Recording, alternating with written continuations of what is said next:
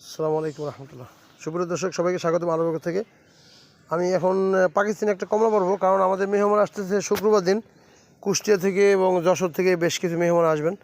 ওনারা আরও কয়েক জেলা থেকে আসার কথা। দেখি ওনারা আসলে আমি আপডেট দেবো, যার কারণে একটু আগে ফল পেয়ে রাখবো। সব ফল আমি পারবো না, কারণ এই ডিসেম্বর, জানুয়ারি, ফেব্রুয়ারি, মার্চ পর্যন্ত আমি বিভিন্ন ফল রিভিউটা আপনি দেখাবো। মিষ্টতা বাড়ে কমে, কোন জাতের মিষ্টতা কীরকম সর্বোচ্চ আসে সেটা আমি আপনাদেরকে আপডেট দেবো। তো এটা হলো পাকিস্তানি কমলা, এটা ছিড়বো, দেখুন এটা ছিড়বো, এটার আপডেট দেবো ইনশাল্লাহ আগামী 17 তারিখে শুক্রবার।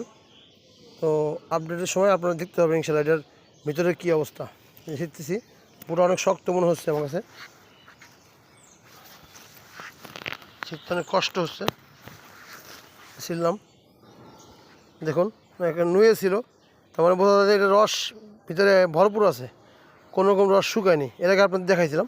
তো কমলা মালটা সাধারণত একটু আগে পেয়ে রাখলে ওটার মিষ্টতা এবং স্বাদ ভালো হয়। এটা হলুদ হয়ে গেছে, আর একটা এখনও কাঁচা কালার আছে, এটা আমরা ফেব্রুয়ারি পর্যন্ত রাখবো, দেখবো এর মিষ্টতা সর্বোচ্চ কত হয়। এটা আমাদের আপডেট দেবো শুক্রবার দিন। এখানে আরেকটা আছে, এটাও আপডেট দেবো পরে, ভালো করে পাকলে। এটাও পাকিস্তানি। ভালো থাকবেন সবাই, আল্লাহ হাফেজ। সামনে আপডেট আসবে ইনশাল্লাহ, তখন আপনারা দেখতে পাবেন।